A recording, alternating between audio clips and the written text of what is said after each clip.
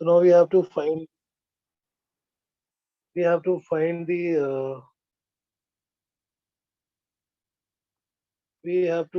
the resistance of 12 resistors connected in a cube along its side.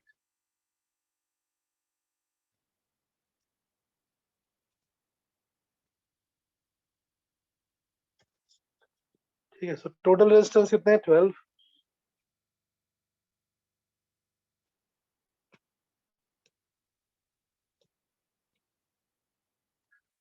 This is some 3D circuits. 3D circuits को हम कैसे solve कर सकते हैं? अब इसका अगर रेजिस्टेंस पूछते हैं तो रेजिस्टेंस में we also have to identify कि हम स्पेसिफाई कि हम कौन से पॉइंट्स के बीच में कैलकुलेट कर रहे हैं. Points like it might be across the edge length, it might be across the phase diagonal, it might be across the ball diagonal. 3 अलग अलग केसेस होते हैं जिनमें हम इसका कैलकुलेट करते हैं. Edge length, body diagonal, across an edge, right. तो अगर ये रेजिस्टर है, इसमें 3D सर्किट है, जैसे 3 डायमेंशनल सर्किट, और पहले हम कैलकुलेट करते हैं resistance, equivalent resistance across the body diagonal.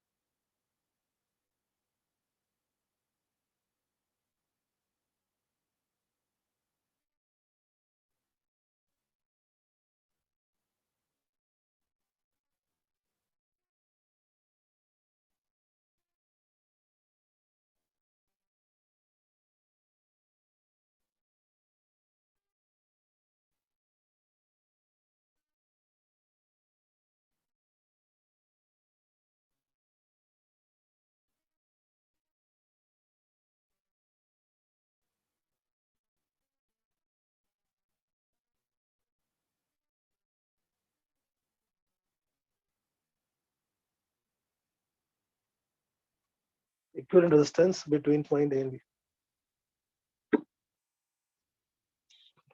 So कैसे कैलकुलेट करेंगे हम इसके लिए? इसके लिए भी सीरीज पैरेलल तो कोई काम नहीं आएगा, because all the resistors So your voice is lagging. between any two resistors there is a branching.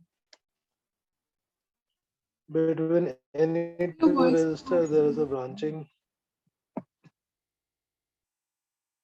Actually, your voice is lagging. I think my voice should be okay. Sir, no, sir, your voice is lagging very much. Yes.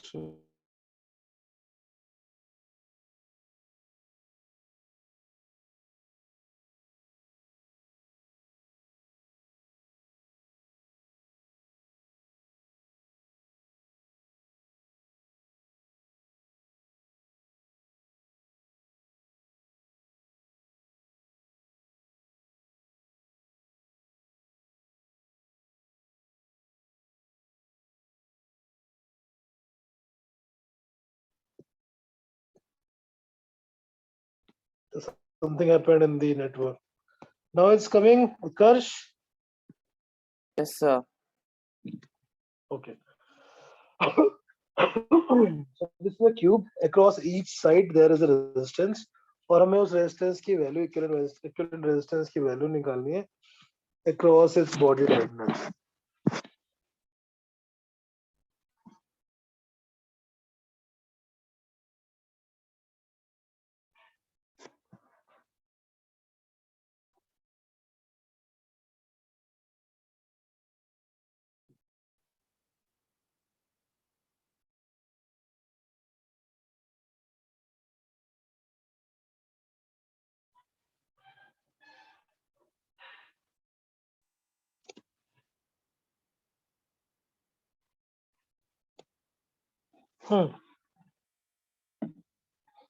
So अगर हम यहाँ पर कोई battery लगाते हैं connect a battery. इसको हम Kirchhoff law के हेल्प से सॉल्व करेंगे बिकॉज अदरवाइज सीरीज पैरेलल तो पॉसिबल नहीं. We connect a battery V and then we have to calculate how much is the current supplied by the battery.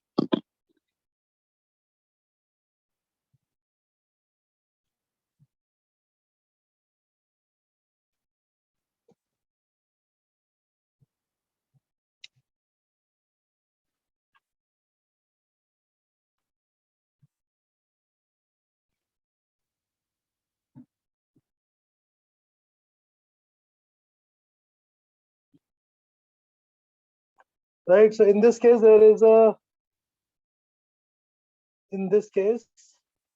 if we take the current I from the battery, this I will be divided into the three branches. This will be divided into the three branches, 1, 2 and 3. और ये तीनों के तीनों network perfectly identical है.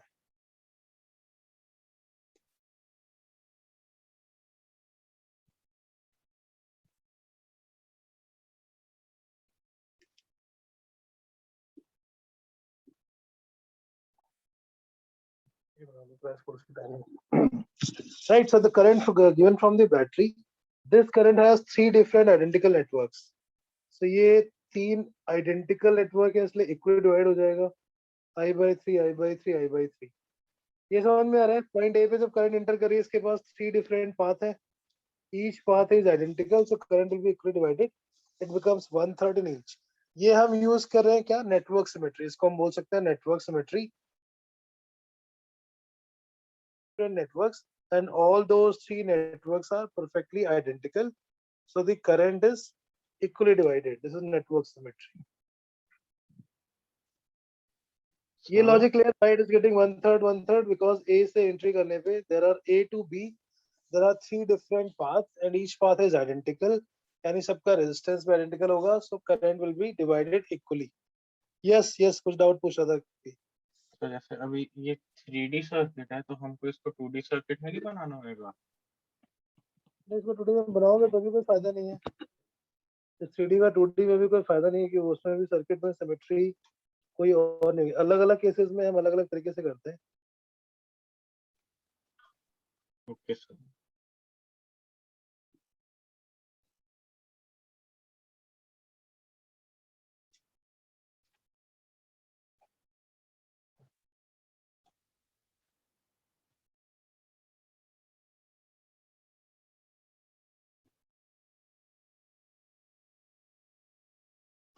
Right, वो दूसरे तरह के सर्किट जो बॉडी डायगोनल में हम कैलकुलेट कर रहे हैं.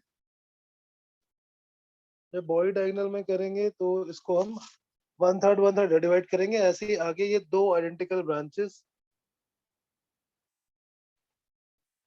I by 6 इधर हो जाएगा divide. And similarly it will become 1 6 1 6 here. I by 6 I by 6.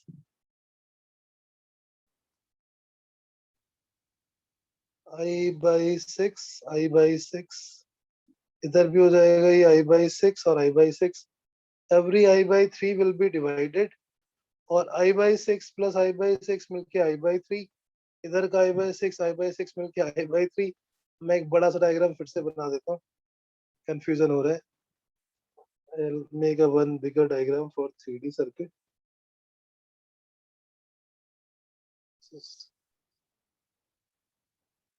Sir यही हम इसको 2D में भी करके लिख सकते हैं ना? अच्छा 2D में इसको करेंगे ना तो ये वाला सर्किट नहीं होगा. वो शायद मैंने लास्ट में पढ़ाया था, बट वो बॉडी डायगोनल में काम नहीं आता. बॉडी डायगोनल के लिए we have to use the network symmetry only. ये I by 3 फिर से हो गया. मैं इस नीचे वाले सर्किट में फिर से दिखा देता हूँ हमने क्या क्या. अभी बैटरी में इधर से करंट आई थी I, तो ये थ्री ब्रांचेस है. इधर I by 3 इधर डिवाइड हो गई. ये I by 3 आगे दो पार्ट में डिवाइड हो रही है, so that become I by 6. ये I by 3.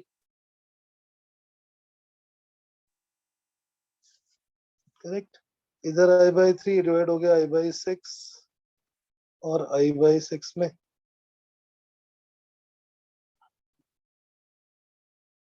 This I by 3 is getting divided into I by 6 and I by 6. I by 6 मिलके इस ब्रांच में I by 3, I by 6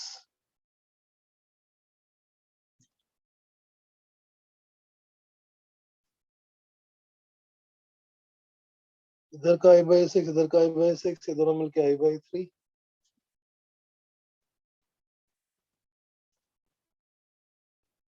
इधर से I by 3, इधर से I by 3 और ये दोनों I by 6 मिलके हो गए I by 3. अब हम जो कैलकुलेट करें वो इन दोनों पॉइंट्स के बीच में करें. इधर का पॉइंट ए इधर है नीचे की तरफ, बॉडी डायगोनल में एक तरफ के कॉर्नर का एक पॉइंट,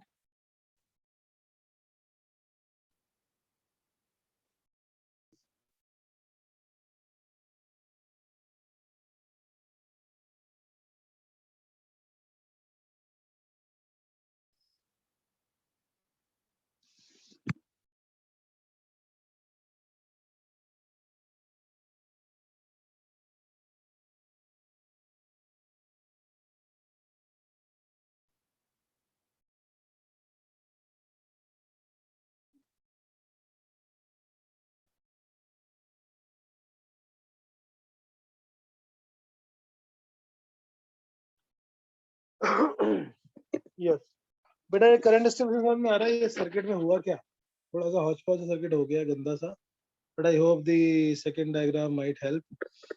हम ऐसे सर्किट को बोलते हैं नेटवर्क सिमेट्री, क्योंकि इसमें करंट को I1 I2 I3 लेंगे तो बहुत सारे अलग अलग वेरिएबल्स आ जाएंगे. So because of symmetry, should I do it again? Understood. To ask if why can't be like converted into a 2D circuit? Will convert, but that will not help. Okay, I'll answer this question again. 3D को हम 2D में convert कर सकते हैं. 3D को हम 2D में convert करेंगे तो क्या कौन से वाले points हैं उस पर depend करता है whether it is helping or not. Let's see, because if that is the doubt, अगर हम इस 3D को 2D में convert कर लेते हैं, कैसे convert करेंगे? We'll bring this hole at the center. हमने किया है क्या पहले? I don't think so. We didn't do this. So we यार 2D में भी सिमेट्री बन जाएगी. नहीं बनेगी Yes. बेटे, दिखाता हूँ. अरे we did that, I know, but this is body diagonal. That was phase diagonal. जब हम इसको 3D से 2D में कन्वर्ट करेंगे तो ऐसा था कुछ, एक नीचे बड़ा सा स्क्वायर, yes.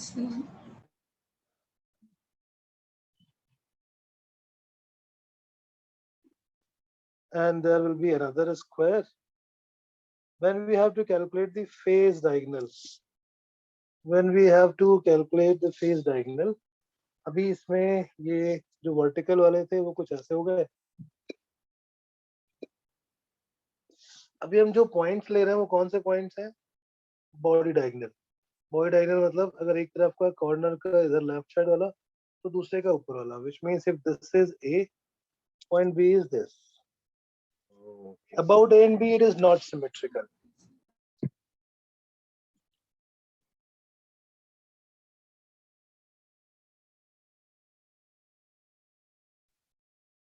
मैंने B को गलत लेबल कर दिया था 2D डायग्राम में. अब इसको हम A और B से अगर हम बैटरी कट करते हैं तो वहाँ पे कोई सिमेट्री नहीं, बिकॉज A और B के बीच में नॉट अ सिमेट्री. वो हमने कैलकुलेट किया था between these two point A and C, the one with which you are getting confused. Yes. जब हम बॉडी डायगोनल के क्रॉस कैलकुलेट कर रहे हैं, across body diagonal, this circuit does not have any kind of plane symmetry.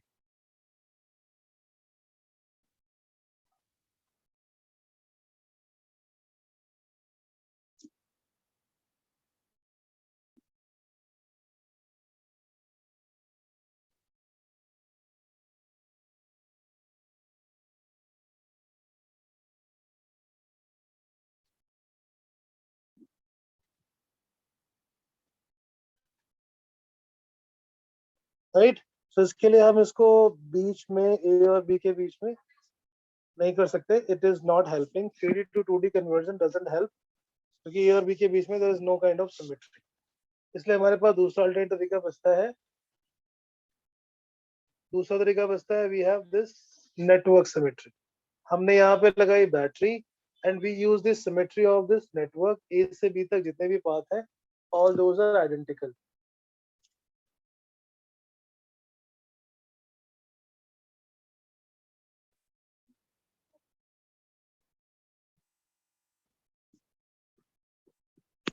Okay, so the current will be divided into I by 3, I by 3. एक बार फिर से देख लेते हैं करंट क्यों डिवाइड हो रही है, बिकॉज 3 पास आउट तक। ये आदित्य समझ गए why we are not converting into 2D? Yes, sir.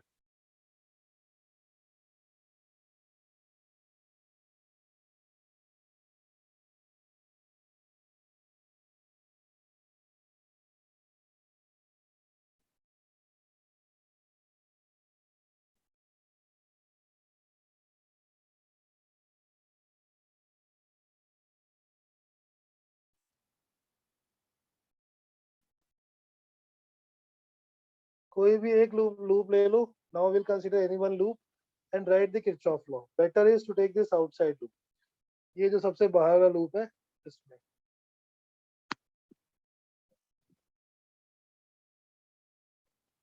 For this loop, if you write Kirchhoff law,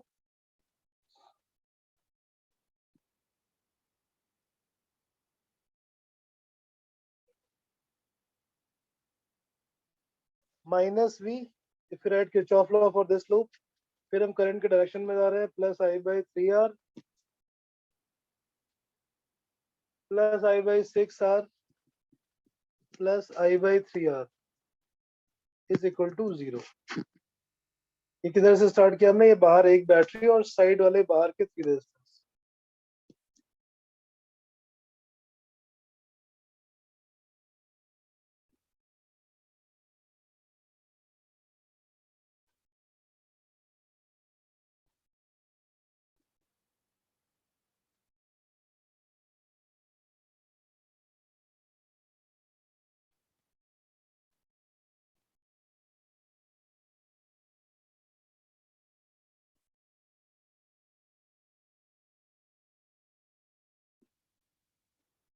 इससे हमें V by I की वैल्यू मिल जाएगी.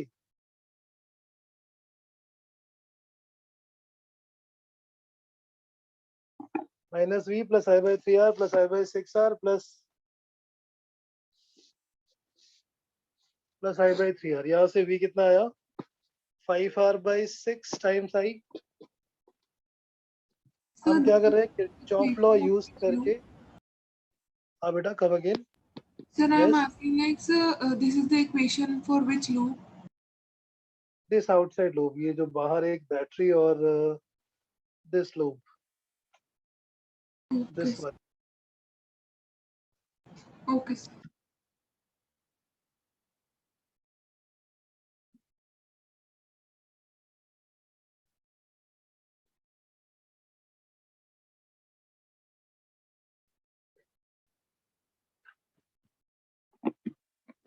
V by I becomes R equivalent as we discussed last class. जब भी हमें कोई भी खतरनाक सर्किट मिलेगा, हम बैटरी लगाएंगे. बैटरी से कितनी करंट सबमिट में होगी, कितनी करंट सर्किट में होगी, that we will calculate. So V by I comes out 5R by 6. तो किसी भी ऐसे सर्किट का जिसमें 12 रेजिस्टर्स हो along the side of a cube, the total resistance will be 5R by 6 across the body diagonal.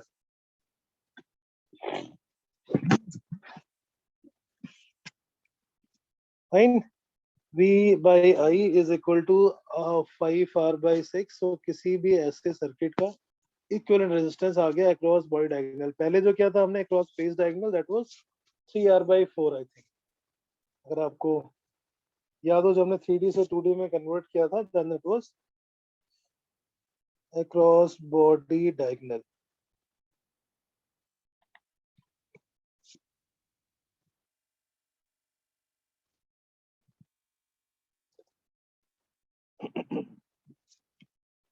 बेटा ये समझ में आ गया? बॉडी डायगोनल किसी भी 3D सर्किट को जरूरी नहीं कि हमेशा 2D में कन्वर्ट करें. 2D में कन्वर्ट तभी करेंगे जब उसको कन्वर्ट करने से कुछ फायदा होगा. फायदा मतलब if there is a plane of symmetry, if there is a horizontal plane of symmetry.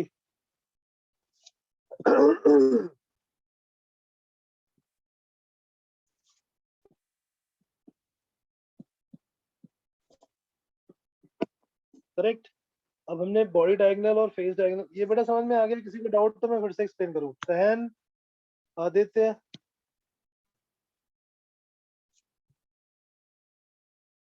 Sir थोड़ा कंफ्यूजिंग है, अगर आप इस टाइप का एक और बस समझा दो थोड़ा।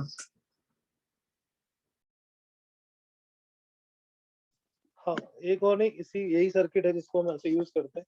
This is a unique circuit. इसको वैसे तो लर्न भी कर सकते हैं द फाइनल रिजल्ट, बट एक बार मैं थोड़ा और बड़ा सर्किट बनाने की कोशिश करता हूँ। हम एक क्यूब का रेजिस्टेंस कैलकुलेट कर रहे हैं अक्रॉस इट्स बॉडी डायगोनल। पहले क्या था हमने, that was across the phase diagonal 3D circuit. Phase diagonal में जब किया था तब हमने इसको 3D से 2D कन्वर्ट करके we use the planar symmetry.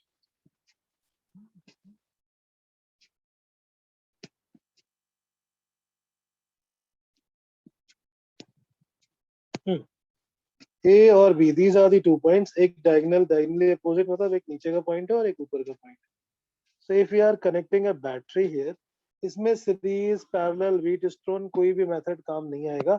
ना तो सिमेट्री है, ना प्लेन ऑफ सिमेट्री, ना हॉरिजॉन्टल, ना वर्टिकल। 3D से 2D में कन्वर्ट करके भी हमने देख लिया।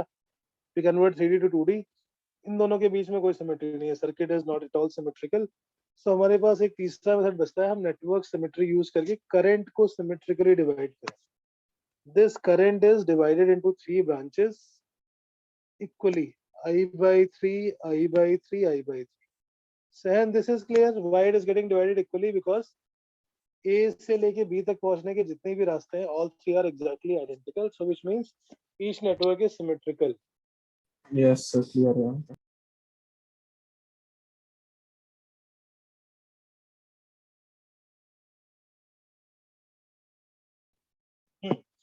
अब ये I by 3 आगे जो इन दो ब्रांचेस में, दो साइड्स में, वो दोनों भी exactly identical है, तो डिवाइड हो गया I by 6। आइडेंटिकल का मतलब कि पूरा यहाँ से लेके एंड तक टेल पॉइंट भी।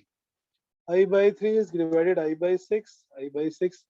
इधर भी दोनों इक्वली डिवाइड हो गए, I by 6 और I by 6। ये I by 6 और I by 6 ज्वाइन होके I by 3, इधर I by 6, I by 6 join होके I by 3, I by 6 और I by 6 ज्वाइन होके I by 3। टोटल हो गया I। This is the total, this is the total resistance of this circuit. इस current division के बाद हम कोई भी एक लूप कंसीडर कर लें जिसमें बैटरी भी हो और रेजिस्टेंस भी हो, ताकि हमें V और I के बीच का रिलेशन मिल जाए। So we choose this outer loop, ये जो सबसे बाहर वाला है, इसमें बैटरी, दीज रेजिस्टर्स, 3 रेजिस्टर्स, पहले में करंट I by 3, दूसरे में I by 6, तीसरे में I by 3, and come back to the circuit, come back to the same point.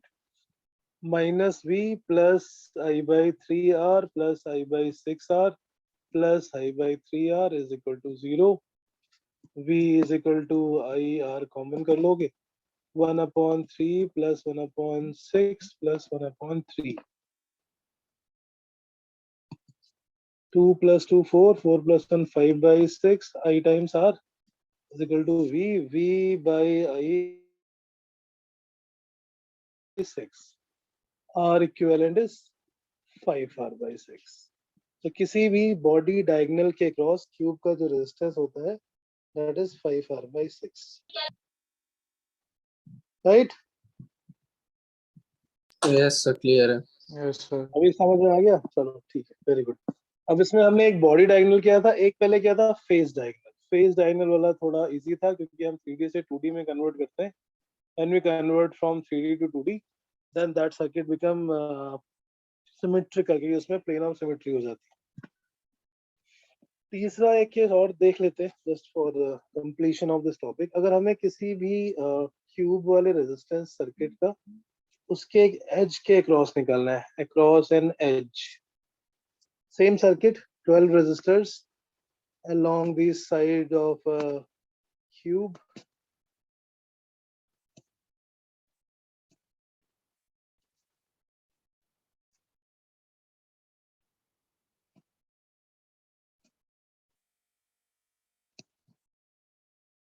अभी हमें इन दोनों पॉइंट के बीच में निकालना है। So same circuit, but if we change the points, the resistance will change. We are connecting battery here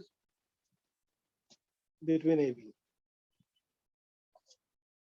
इसको भी अगर 2D में कन्वर्ट करोगे तो कोई फायदा नहीं होगा, क्योंकि ना तो उस प्लेन पे कोई जंक्शन लाई करेगा, ना ही उस प्लेन पे कोई रेजिस्टेंस लाई करेगा। ना तो हम उस जंक्शन को ओपन कर सकते हैं और ना ही हम उस सर्किट में रेजिस्टेंस को, किसी रेजिस्टेंस को ग्रैब कर सकते हैं। 12 resistors along the side of a cube.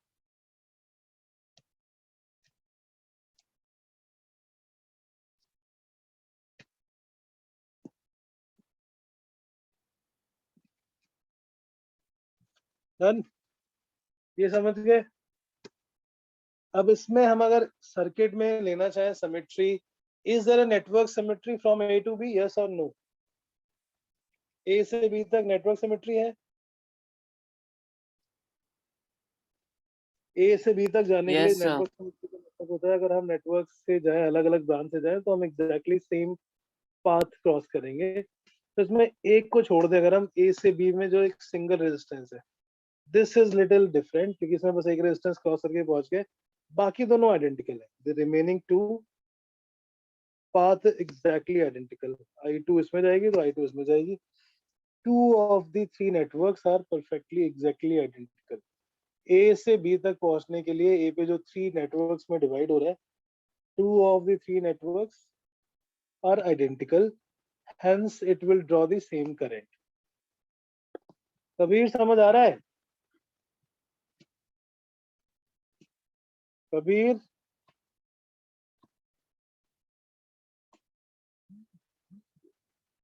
ए से बी तक पहुंचने के जो भी रास्ते हैं, टोटल देयर आर 3 पाथ्स। उन 3 पाथ्स में these two आर आइडेंटिकल। ये तो बस एक ही सिंगल रेजिस्टेंस मिला रास्ते में और बी पे पहुंच गए। Zahid, yes sir. ये क्लियर लॉजिक? सर ये वाला एक बार वापस समझा देना सर। ये समझ में आ गया last one? Yes sir, last वाला समझ आ गया। तो जब हम ए से बी तक जा रहे हैं तो हमारे पास 3 पाथ डिवाइड हुए थे, 1 2 3। जैसे इधर एक चलोगे तो सर ये वाला आ गया सर। सर नेक्स्ट वाला। इसको एक्सप्लेन कर रहा हूँ जस्ट सेकंड। इसके बाद इधर जाओगे तो ये 2 में डिवाइड हुआ, इधर भी 2 में डिवाइड हो रहा है, ये ऊपर भी 2 में डिवाइड हो रहा है। So here exactly 3 paths were identical. अब इसमें अगर हम 3 पाथ्स देखते हैं तो ए से बी तक जाने के जो 3 रास्ते हैं वो आइडेंटिकल नहीं है। एक में तो बस सिंगल एक रेजिस्टेंस क्रॉस किया and we came back to the battery. In the rest 2, इसमें पहले एक रेजिस्टेंस मिलेगा R, इसमें दूसरे वाले में भी एक resistance R, then it's divided into 2 branches as R and R. Here also it gets divided into 2 branches and R and R. So पहले वाले को हम छोड़ दें तो बाकी दोनों जो नेटवर्क हैं, those are identical. This two network has exactly same path. It will draw the same current, इसलिए हमने दोनों में same current ली। I2 और तीसरे वाले में I1। जब इधर वापस आएगी तो इधर से I1 आ गई। The remaining 2 branches, because of this symmetry, it will have the same current which is I2. अब ये समझो कि इसमें लॉजिक समझ में आ रहा है कि नहीं आ रहा है, तो फिर कुछ और तरीका ढूंढते हैं। जब भी हम सर्किट सॉल्व करते हैं, हमने पहले यूज किया था प्लेन सिमेट्री, वर्टिकल, हॉरिजॉन्टल, फिर हमने कुछ फोल्डिंग मेथड देखा, then we saw that circuit connection by wire. अब यहाँ पर जो सिमेट्री है वो सिमेट्री को हम बोलते हैं नेटवर्क सिमेट्री। पिछले केस में all 3 networks were identical. In this case 3 में से 2 सेम है, तीसरा वाला डिफरेंट है। So, 2 में सेम करंट होगी, तीसरे वाले में डिफरेंट होगी। Yes Aditya, yes sir.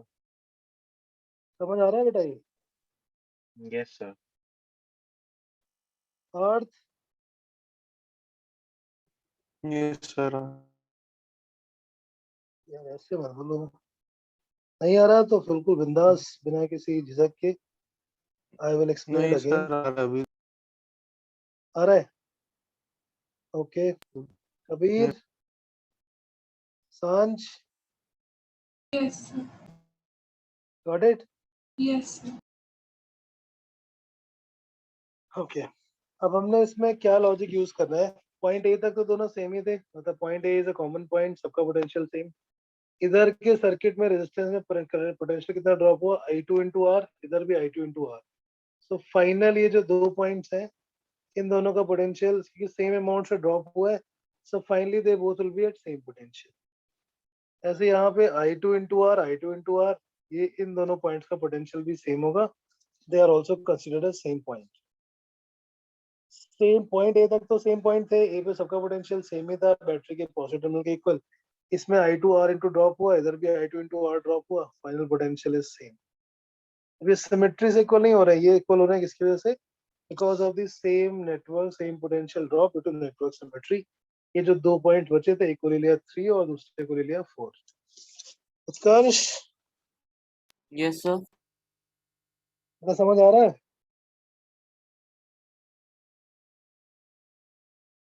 उत्कर्ष, यस सर.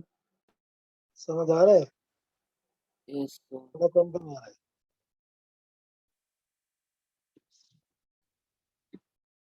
यस, बोलो. डरना नहीं, बिल्कुल एकदम बिंदास.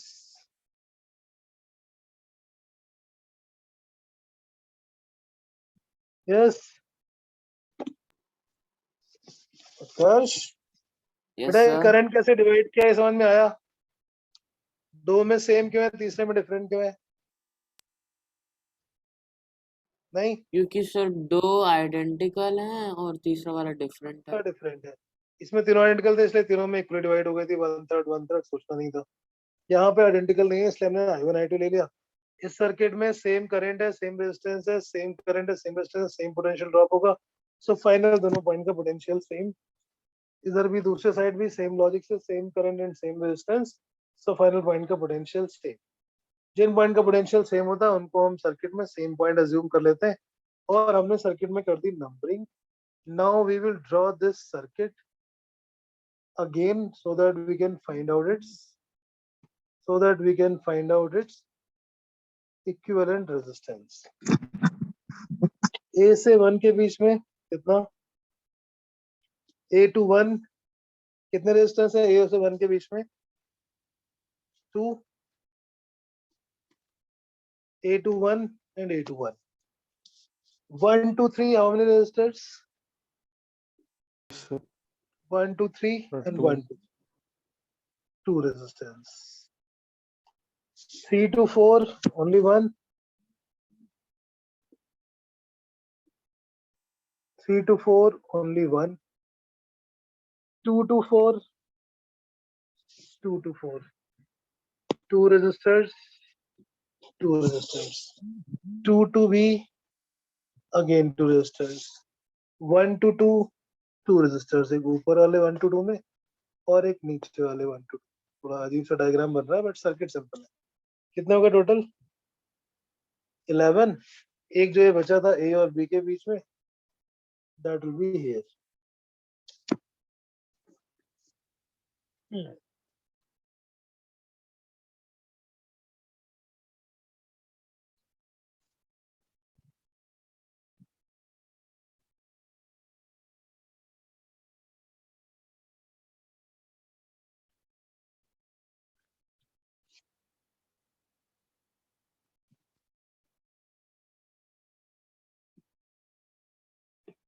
इसका रेजिस्टेंस निकाल सकते हैं.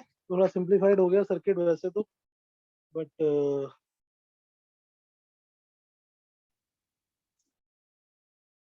R R इधर R R and R R and R R and R R and R और ये R. जितने R और पैरेलल में है that will be R by 2, that will be R by 2, this will be R by 2, R by 2 and R by 2.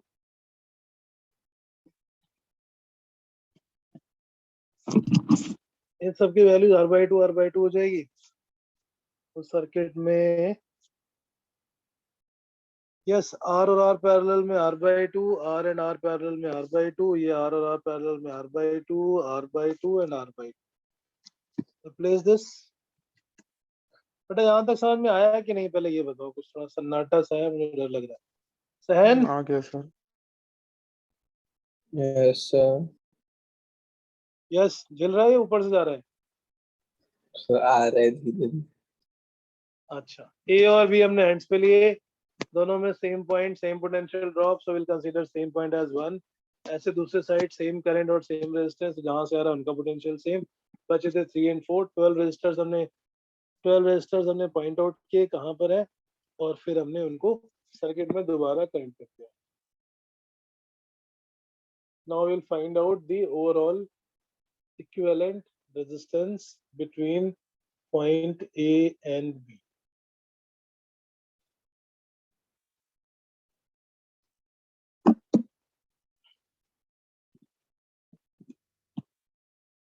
Utkarsh yes sir. ये circuit समझ में आ रहा है ना, इसको कैसे सॉल्व करेंगे? ये वाला यस जो नीचे बनाया दोबारा रिड्रॉ करके।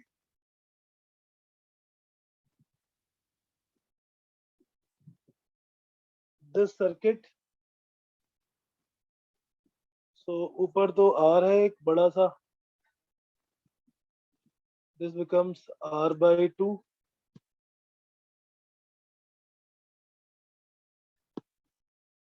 R/2 R और R/2, नीचे R/2 और इधर भी R/2। ये बन गया सर्किट।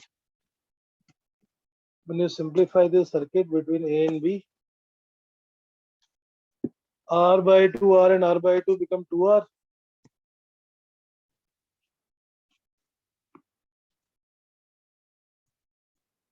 R/2 ऊपर की तरफ 2R आ जाएगा, नीचे की तरफ R/2, 2R R/2 and R/2. 2R and R/2 in parallel is how much? 2R and R/2 in parallel is how much?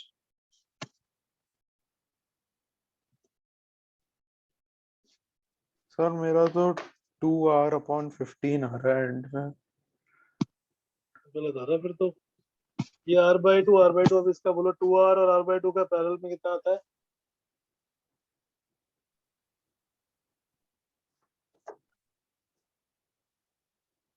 To R by 5 करके देख लेना एक बार। ये आएगा 2R/5, ऊपर आएगा R. Yes sir. 2R/5 R/2 and R/2 in series, that becomes 7R/5. So 7R/5 और R parallel में, it comes out 7R/12. Equivalent resistance across the edge of a cube comes out 7R/12. So cube के लिए 3 different positions थी, तीनों के लिए हमने अलग अलग तरीके से कैलकुलेट किया है। जब हमने कैलकुलेट करना था बॉडी डायगोनल के क्रॉस, तो बैटरी लगा के यूज की किरचॉफ सिमेट्री, नेटवर्क सिमेट्री। जब हमें कनेक्ट करना था किसी फेस के क्रॉस,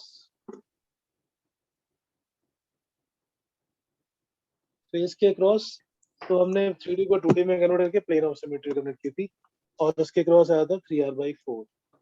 और जब हम कनेक्ट कर रहे हैं किसी एक एज के cross, then it comes out to be 7R/12 using the network symmetry.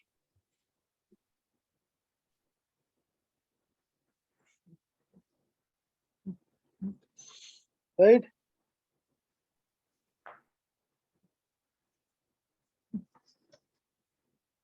बेटा समझ में आया ये? सर इधर हमने किरचॉफ्स Yes, लॉ sir. क्यों नहीं लगाया? किरचॉफ लॉ क्यों लगाएंगे जब उससे इजीली हो रहा है? किरचॉफ लॉ तो बहुत खतरनाक सा हो जाएगा ना। वेरिएबल बहुत सारे थे, I1 I2 निकालना पड़ेगा। ये तो सिर्फ हमने यहाँ पर डिस्ट्रीब्यूट किया ना, आगे डिस्ट्रीब्यूट करोगे तो I3 I4 भी आएगा, क्योंकि आगे सिमेट्री नहीं है।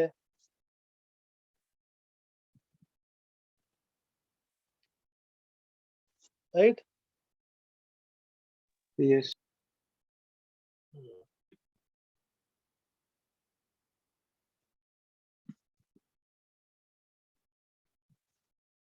एक बार फिर से लिस्ट आउट कर लेते हैं। इसकी 3 केसेस थे, एक तो बॉडी डायगोनल, फेस डायगोनल और एज। किसी क्यूब का जब हम कैलकुलेट करते हैं बॉडी डायगोनल के cross,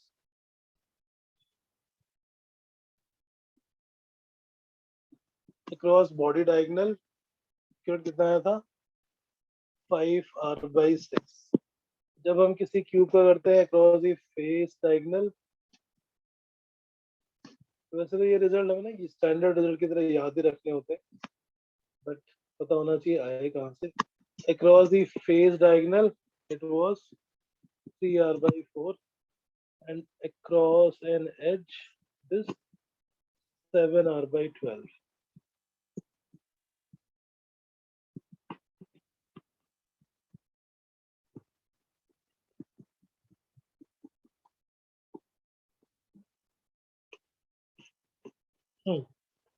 body diagonal, face diagonal और एज।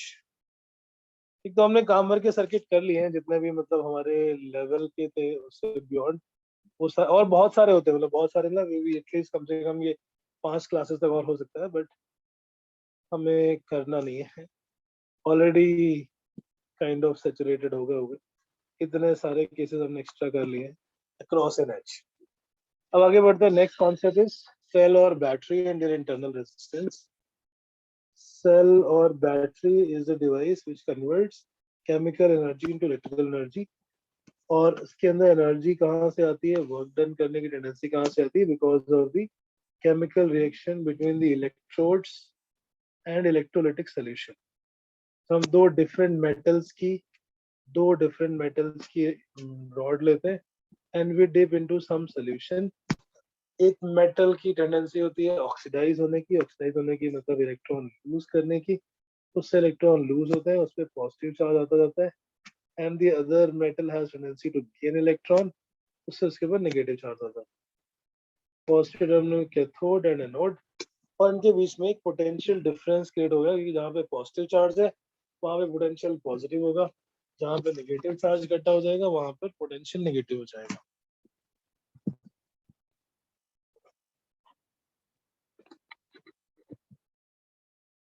तो इन एनी सेल के कॉम्बिनेशन को बैटरी बोलते हैं, जब बहुत सारी हम सेल्स को लगा देते हैं सीरीज में या पैरेलल में। This liquid solution is called electrolytic solution and these are the electrodes. So positive terminal पे पोटेंशियल हाई हो जाएगा, नेगेटिव टर्मिनल पोटेंशियल लो हो जाएगा, और इन दोनों टर्मिनल्स के बीच का जो पोटेंशियल डिफरेंस होता है उसको हम बोलते हैं EMF of a cell, which is also defined as work done in moving a unit charge from one terminal to another terminal through the circuit. So this is the potential difference across the terminal of cell. जब cell को हम use नहीं कर रहे उस time पे potential difference across the terminal of a cell when it is not in use. कि जब हम इसको यूज करने लग जाएंगे तो क्या होगा, when we start using it then there will be a potential drop due to the resistance.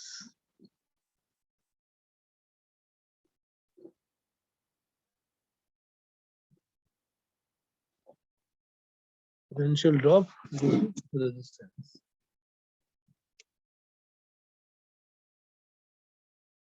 जब यूज नहीं करेंगे उस टाइम पे जो पोटेंशियल ड्रॉप होता है that is called EMF and is also equal to the work done in moving a unit charge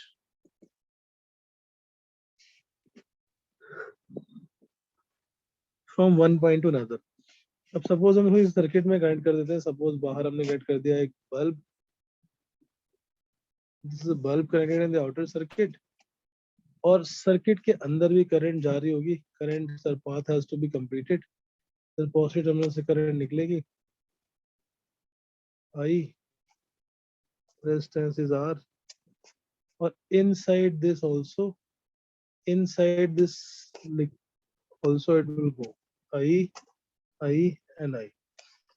तो जो ये बाहर सर्किट में जो मूव करते हैं उसके क्रॉस जो रेजिस्टेंस होता है एक्सटर्नल रेजिस्टेंस है। इस सर्किट को हम रिप्रेजेंट कैसे करते हैं, कैपिटल आर बाहर रेजिस्टेंस है, एक इस सेल के अंदर या बैटरी के अंदर, इस सेल के अंदर या बैटरी के अंदर जो ये रेजिस्टेंस है that resistance offers internal resistance. Current को मूव करने में सेल के अंदर इलेक्ट्रोलिटिक सॉल्यूशन में जितनी प्रॉब्लम होती है, the difficulty in opposition is called internal resistance of the cell.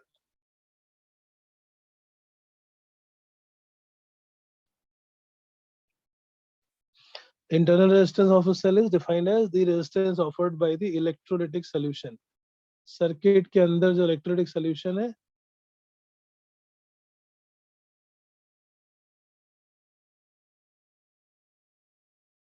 that will offer some resistance that is called internal resistance of a cell, और उसको भी हम हमेशा सेल के साथ सीरीज में कनेक्ट करते हैं।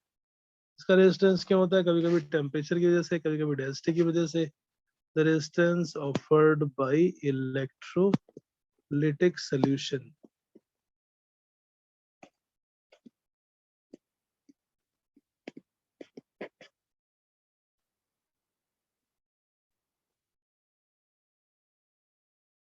एक्सटर्नल रेजिस्टेंस जो बाहर सर्किट में एलिमेंट लगा है, कैपिटल आर, और स्मॉल आर जो सर्किट के अंदर है उसको हम जनरली डॉटेड के अंदर लगा लेते हैं. We should express it inside this dotted line, but अगर नहीं है तो भी understood है. इससे it is always connected in series with the battery terminal or cell.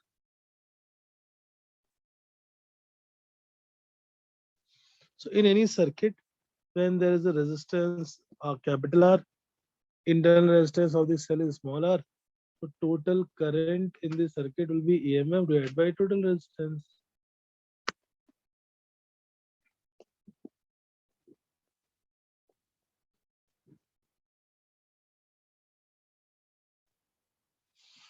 Current के लिए फॉर्मूला होता है net EMF. Current in the circuit और in the loop is net EMF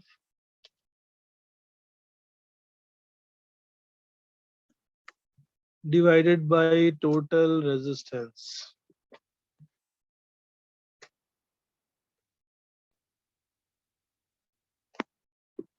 Net EMF is E, total resistance capital R plus small r.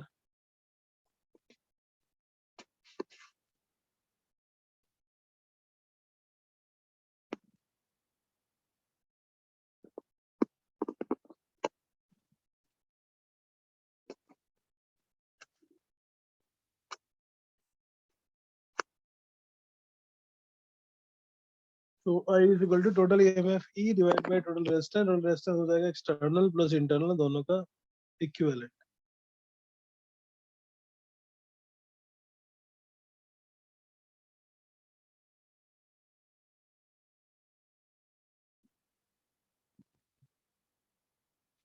What about potential difference across the cell? अगर हम अब cell के terminal के पास potential difference calculate करते हैं by using any device, तो अब उस सेल के ईएमएफ इक्वल नहीं मिलेगा. ईएमएफ क्या जो उसके ऊपर लिखा होता है 1.5 volt, 4.5 volt.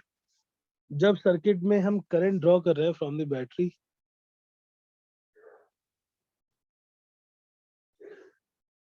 when we draw current from the battery in the circuit, then the potential difference will change. Potential difference across the terminal of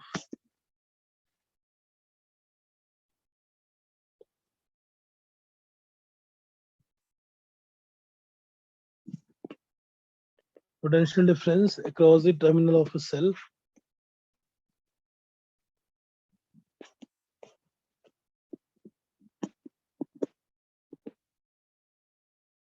V is equal to E minus IR. Y minus है कि जो current निकल रहा है उसके opposite direction में हम जा रहे हैं battery.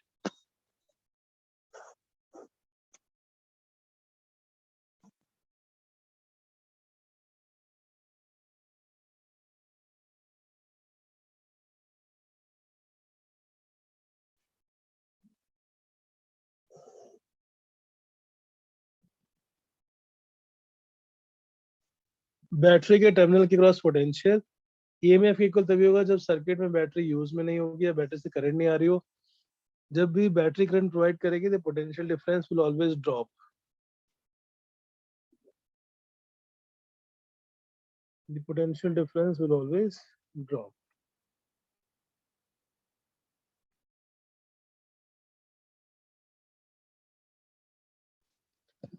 Potential difference is less than EMF जब हम किसी भी सर्किट में सेल को यूज कर रहे हैं, सेल से करंट बाहर ले रहे हैं, cell is providing the source of cell is the source of current.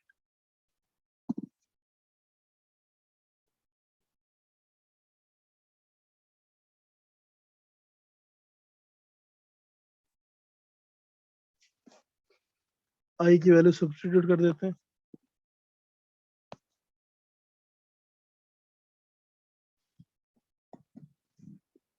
V is equal to E minus E divided by capital R plus small r times small r.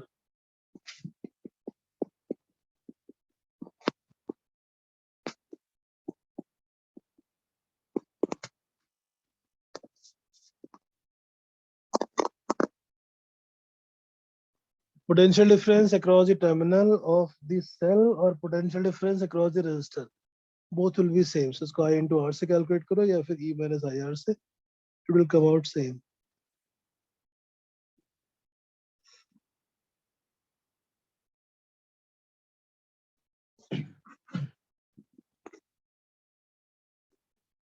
Right. Yes, sir. किसी भी circuit में internal resistance हम हमेशा cell के साथ series में लगाएंगे और फिर उसको हम normally as another resistance treat करेंगे। So if this circuit has, sir ऐसा क्वेश्चन था वर्कशीट। हाँ बेटा आते हैं, पहले थोड़े से और क्वेश्चंस कर लेते हैं। This is one circuit, one circuit having multiple batteries.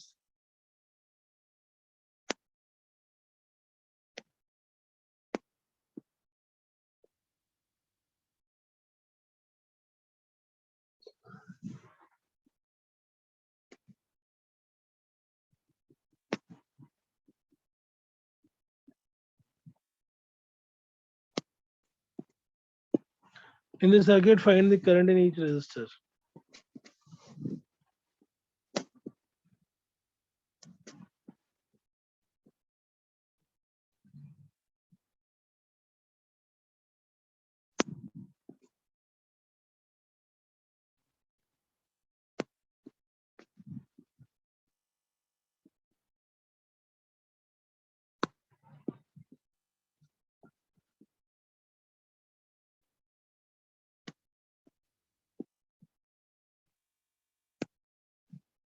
ऊपर वाली बैटरी है 10 वोल्ट की, नीचे वाली बैटरी है 5 वोल्ट की।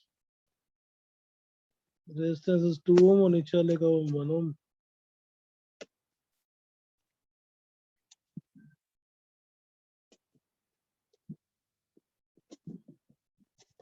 Calculate potential difference between A and B.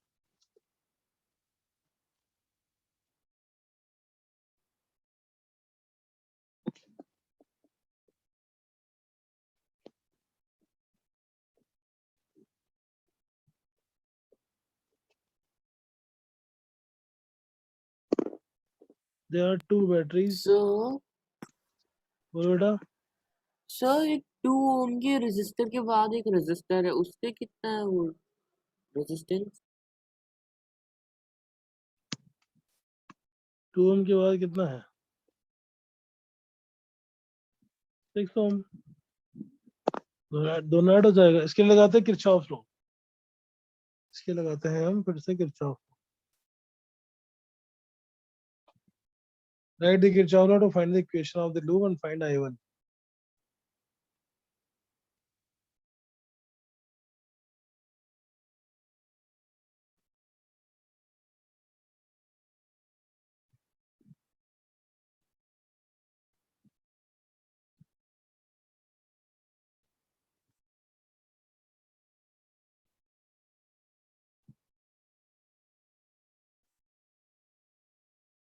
Right, A और बी के बीच में पोटेंशियल डिफरेंस कैसे निकालेंगे? पहले करंट निकाल लेते हैं।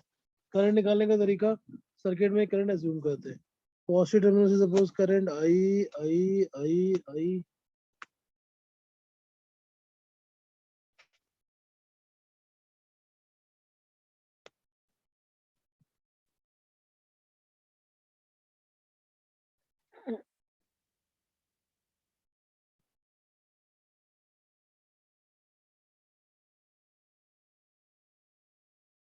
Right, Kirchhoff law for this equation is starting from point A suppose.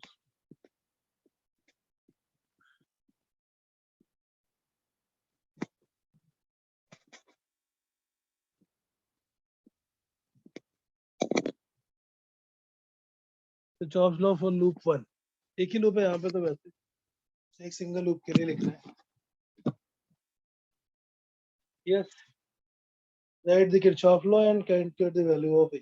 अगर हमने A से स्टार्ट किया तो करंट डायरेक्शन में जा रहे हैं 6I1, बैटरी क्रॉस की -A प्लस और -5, फिर करंट के डायरेक्शन में जा रहे हैं I1, फिर करंट के डायरेक्शन में जा रहे हैं I1, 2I1 plus 2I1 -10 plus 2I1 is equal to 0. Start from point A, take all the resistors and battery with the sign convention and then put equal to 0.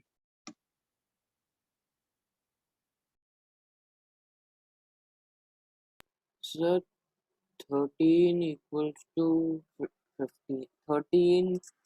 13 by 15 ampere equals to I. हाँ बेटा, कह रहे हो आवाज clear नहीं आ रही, फिर से बोलो। So 15 by 13 ampere equals to I.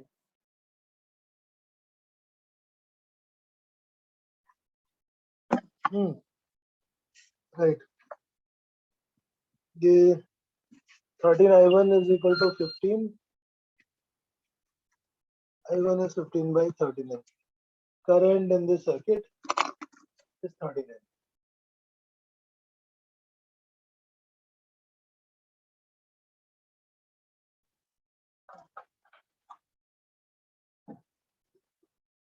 Internal resistance को और कुछ नहीं करना है, इंटरनल रेजिस्टेंस को हमें हटा के इंटरनल रेजिस्टेंस को सर्किट में एक नए रेजिस्टर की तरह ट्रीट करना है, and then we will solve just like any normal circuit we would have done,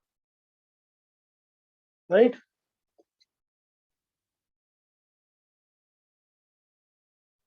Correct? Yes, sir. अब पोटेंशियल डिफरेंस कैसे निकालेंगे ए से बी के बीच में? Partha, how do we find potential difference? We start Sir, from Ohm's A law.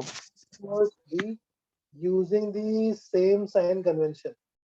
A से B की तरफ जाते हैं, रास्ते में बैटरी रेजिस्टेंस है, उससे करंट के डायरेक्शन में जा रहे हैं, सो 6I1. एक बैटरी मिली, उसको हम अपोजिट डायरेक्शन में क्रॉस कर रहे हैं, माइनस से प्लस तो नेगेटिव. फिर एक रेजिस्टेंस मिला I1, फिर एक रेजिस्टेंस मिला 2I1 और हम B पे पहुंच गए. When we have to calculate the potential difference, start from initial point to final point and write all the elements coming in between. इनके potential का sign with the proper sign convention.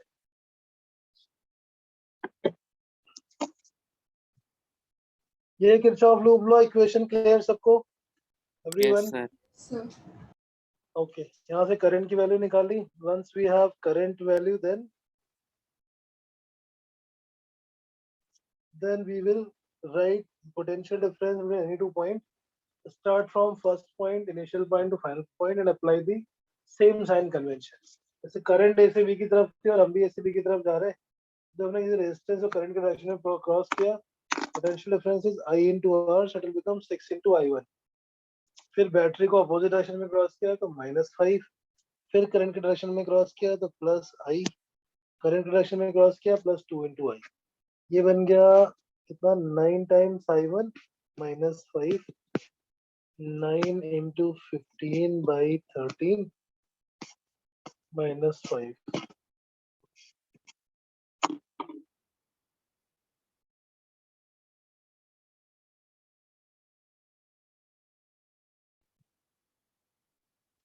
Right?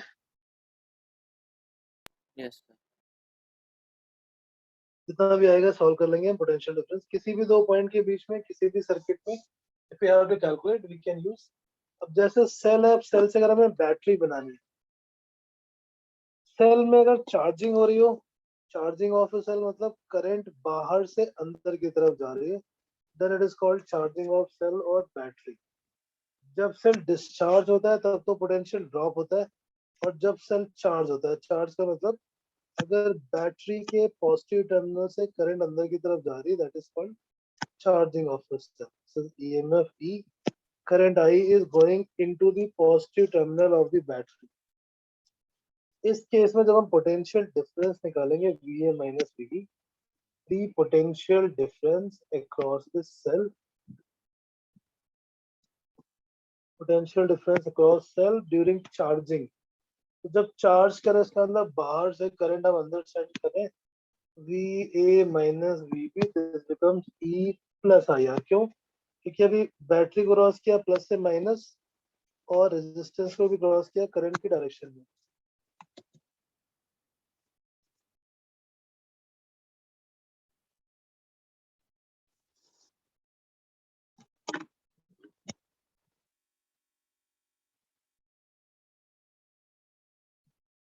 Sir उस question का answer क्या आया? बेटा ये कितना था? 15 into 9 minus 5 कितना आएगा बताना? पोटेंशियल डिफरेंस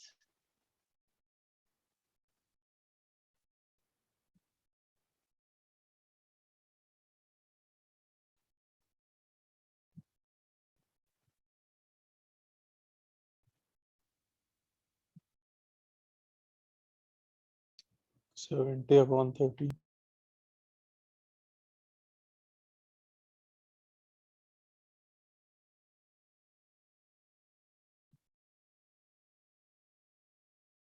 हाँ बेटा कितना आएगा?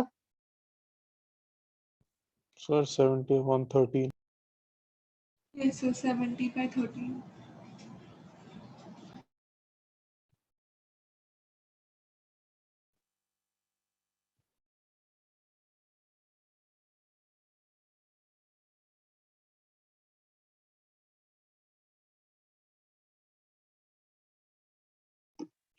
Right Aditya, what is your answer? 70/13. Okay wonderful, ठीक है। अब ये किसी भी सर्किट में ऐसा होता है कि बैटरी डिस्चार्ज ना होके चार्ज हो रही हो। if battery is getting charged, then potential difference is greater than EMF. V is greater than EMF. तो ऐसा ऑब्जेक्टिव क्वेश्चन में आता है। Under what condition potential is equal to EMF? जब सेल यूज में ना हो। Cell is not in use, open cell, V is equal to E. Discharge हो रहा होगा then V is less than EMF, and can potential be greater than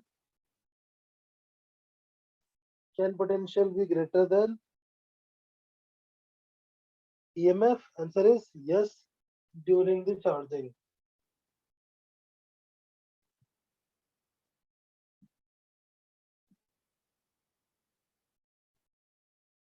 potential equal कब होगा? जब बैटरी में करंट नहीं है, is not in use, and when is less than EMF कब होगा? When it is discharging, and greater than EMF कब होगा? When it is being charged. So these are the cases. Now combination of cell is called battery. जैसे हमने resistors को connect किया था, similarly we can connect a cell also. अगर हम cell को सीरीज में कनेक्ट करते हैं,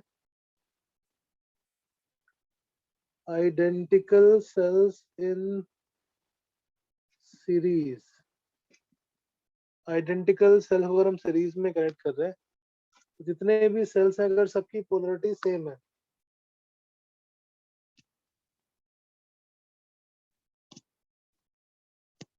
जितने भी सेल्स हैं उनकी पोलरिटी सेम है,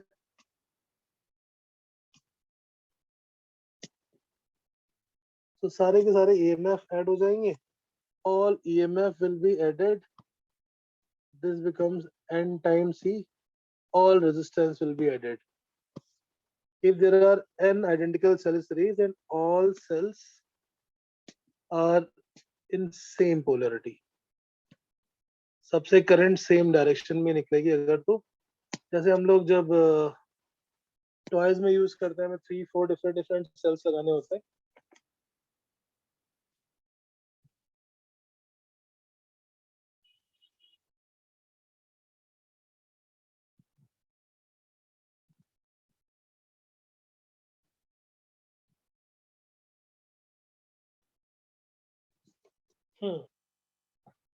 एन आइडेंटिकल सेल्स लगाएंगे तो EMF भी n टाइम्स हो जाएगा और रेजिस्टेंस भी n टाइम्स हो जाएगा।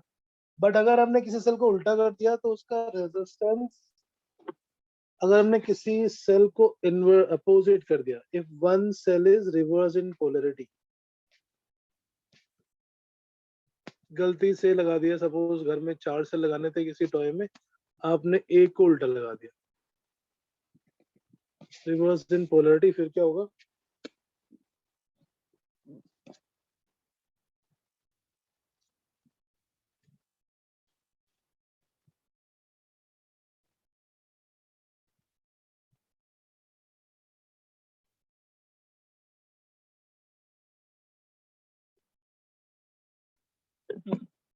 अगर एक सेल को हमने अपोजिट कर दिया फिर क्या हुआ? उसका जो EMF था वो प्लस E की जगह से सपोज सेकेंड सेल को रिवर्स कर दिया। ये केस समझ में आ रहा है ना क्या है? जैसे घर में हम टॉर्च या किसी भी टॉय में लगाते हैं, we have to use always 3-4 cells to meet the potential requirement.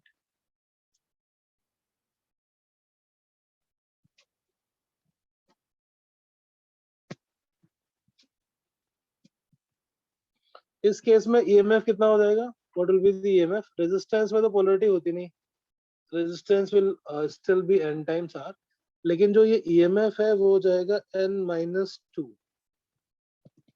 Times E। Correct. क्यों n माइनस 2 हो गया?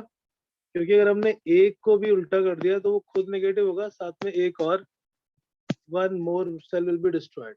एक को रिवर्स करने पे दो सेल डिफ्यूज हो जाते हैं, एक तो वो और उसके साथ वाला पॉजिटिव या negative, both will be gone. So ये हो गया battery. Battery is nothing but combination of cells. जब हमें ज्यादा पोटेंशियल चाहिए, कॉम्बिनेशन ऑफ सेल, उसमें पहला कॉम्बिनेशन था series combination. In the series combination EMF increases n times और रेजिस्टेंस विल आल्सो इंक्रीज। अगर गलती से कोई सेल अपोजिट लगा दिया तो जितने सेल हम उल्टे लगाएंगे उसका double, 2 times cell will be diffused, they will not act in the circuit। Resistance पे फर्क नहीं पड़ता बिकॉज रेजिस्टेंस में कोई भी पोलैरिटी नहीं होती। क्लियर? उत्कर्ष,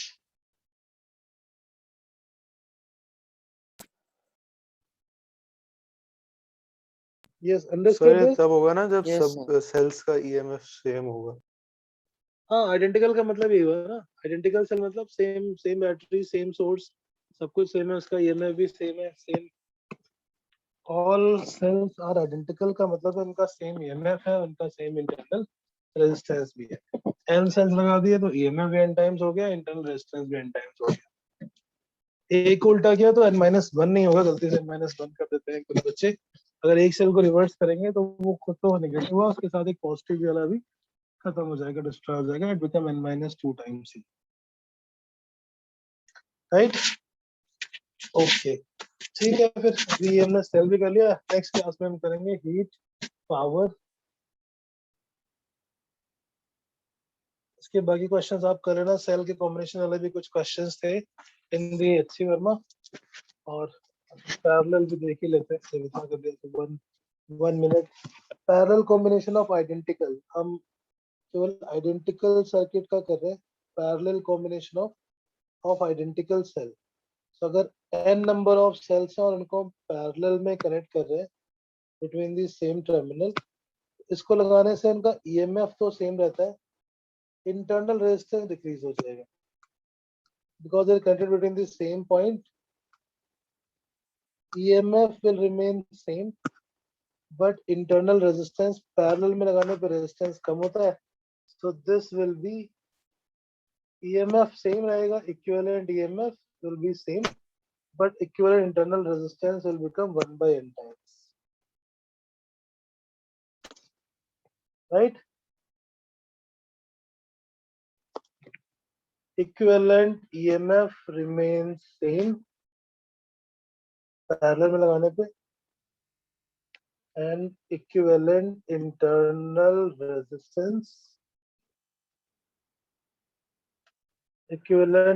resistance decreases.